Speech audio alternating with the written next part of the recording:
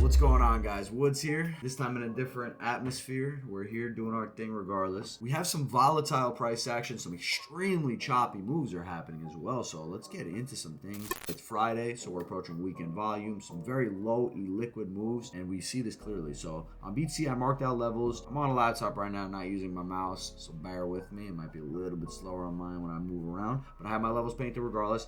The 93 to 94 range has been a level where we're seeing consistent closures below, SFPs, deviations. We're not breaking that level just yet. We even printed a lower high today before price ultimately rejected that.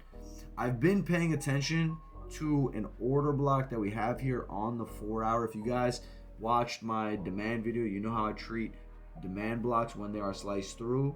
So right here, bam.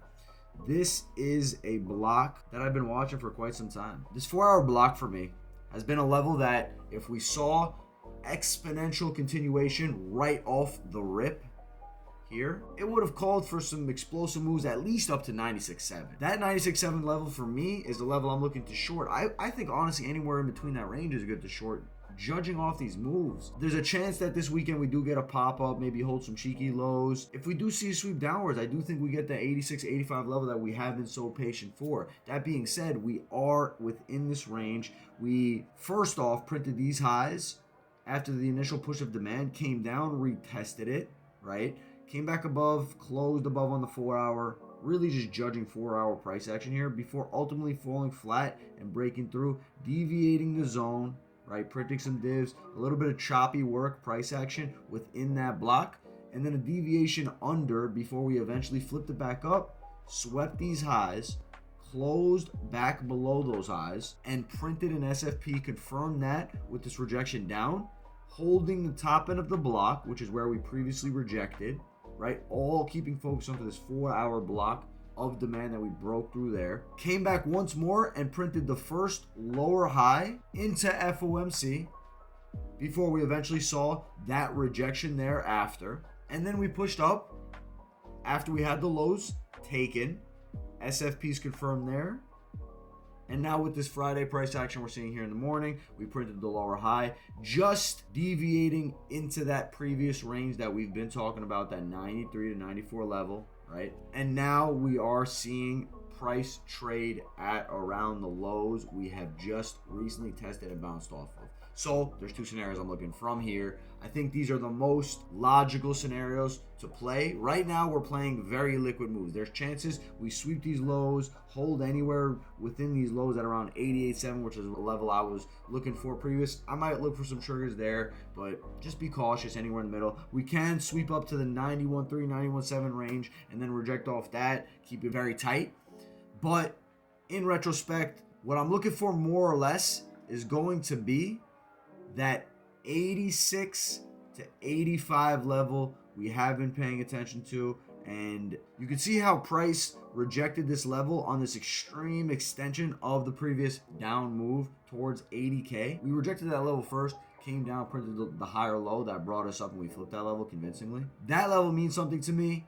We also saw it deviate here after printing its first more of a higher time frame, higher low here in this range that we're trading in, and then pushed back above, reclaimed it before pushing up even higher. This for me, if we retest it, is a level I don't want to miss, and I don't want to get chopped up in between missing that level. Naturally so, if you take along at 88.7, you get stopped here, price goes a little lower, you might not want to take along there. So I'm being very patient and calculated with my next moves. We shorted into FOMC. I posted it on Twitter. I was in the Discord working. We caught some very good moves.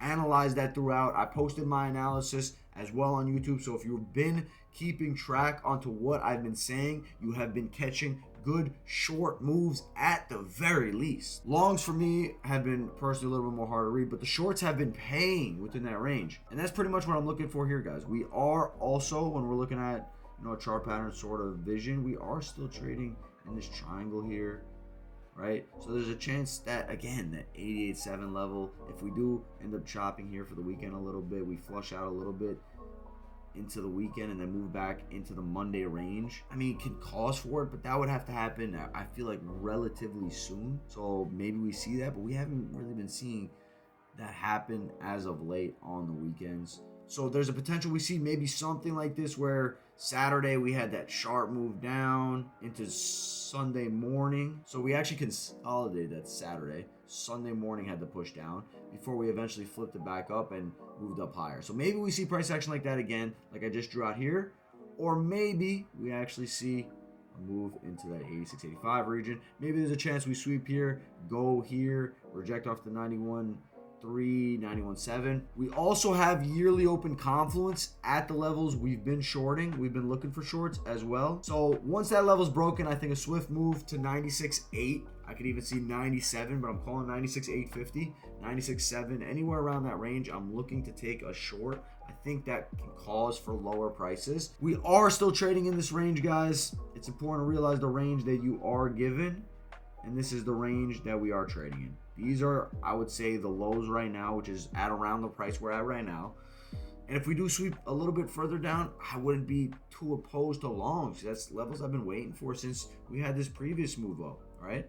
So I'm being patient. I'm being calculated. That's my view on BTC. For ETH, I want to talk a little bit about it as well. Right here for ETH, we are trading at its Monday low. We are within a level of demand that if we do hold this level, in hindsight, people are going to be saying I should have longed, it looks good.